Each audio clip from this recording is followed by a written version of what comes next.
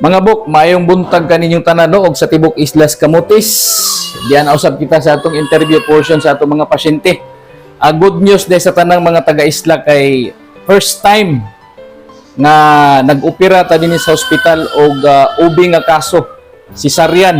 Sagad gyud ato nang resitaag Jumalia paadto gid na Cebu.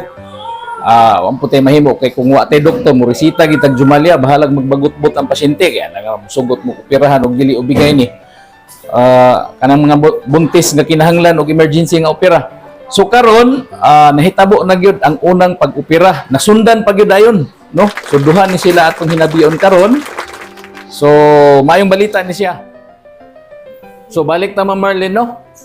Unsay nahitabo adto ma'am nganong gi-advisean ka nga CS? O ano man, 9 cm ra gid na stuck ko sa 9 cm. So niungot wala mo progress. Yes, wala gid progress. First baby ni mo ni? Yes. Ibaw mo sa ngan sa atong bag-o nga doktor, Dr. Lowe. Dr. Logo. Yes. So paspas kay mo opera og CS, no? Banggiitan. Gikan nagsuto. Thank you Lord gid na agad na taktan gid na.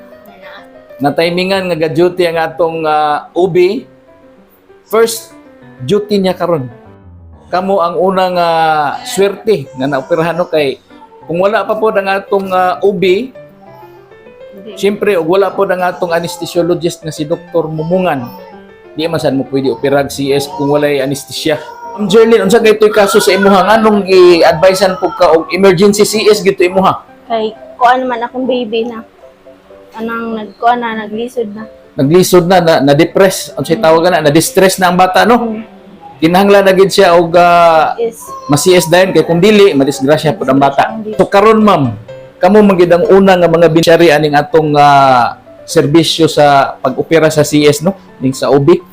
Unsa may inyong ikasulti una sa doktor nga nag-opera, sa anesthesiologist, sa mga nurse nga nag-assign niyo og sa kinatibuk-an diri sa atong ospital giunsa mo pagserbisyo. Wali po ay mo nakita diha mga nurse nga wa mo gitarong diha o kinsa diha nga mga empleyado, isulti ninyo una ta sa doktor. Sige, go ahead. Una si Ma'am Marlene. Daghan gid kayong salamat ni Dr. Sa kuan gid abi gid abot gid niya nga offer gid siya. CS abi na kog diya ang ihatag ba nga resita. Ni naibong na ko ni anak ni siya nga CS. Siya gid yang mo perform gid. So ato nga time pagsulti niya wa ka kahibalo nga ang doktor to nga OB. Yes, wa pag yun. Abi gid na ko nga kanang as in na surprise gid ko nga siya gid mismo ang naghandle ba sa kanang ang kuan gid operation. Then pas-pas gid kaayo. Labi na gid sa mga staff gid as in gitabangan gid ko nila nga makuan lang gid ko ba mapagawas lang gid akong anak. Yes ma'am, kay Yes. atong tuyo diri sa ospital mo luwas og kinabuhi. Yes. Ay mugtuon ng iba diha nga maniwasay tawa agi doktor way nurse buang Thank God mutiwas. yun. Oo. Thank God yun. Na, Ikaw ma'am Ardeline. Arjin. una sa tanan pasalamat ko sa Ginoo, Correct. sa ikaduha sa doktor, sa mga nurse nga nag-assist na akon. Kay dali ra kaayo sila nakakuan.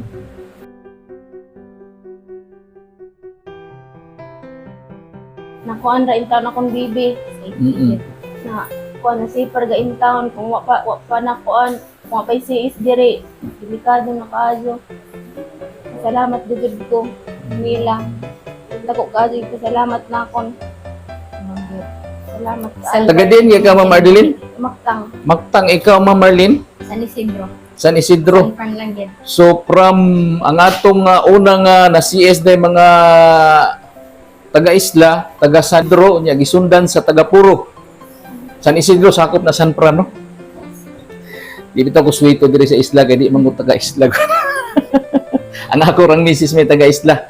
So kinatibukan may ang serbisyo. Oh, Yes. maaari Way ka lipod-lipod. Overall gid. Oh, ay Thank God lipod-lipod na kay. agad mo na Oh. agad sila.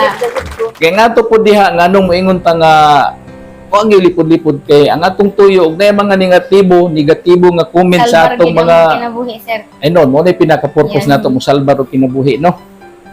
So ang atong hipi manggod padayon nga naning kamot nga mo improve ang serbisyo sa atong hospital. Nakaila mo sa atong hipi Wah, si Dr. Rene Macario S. Borromeo.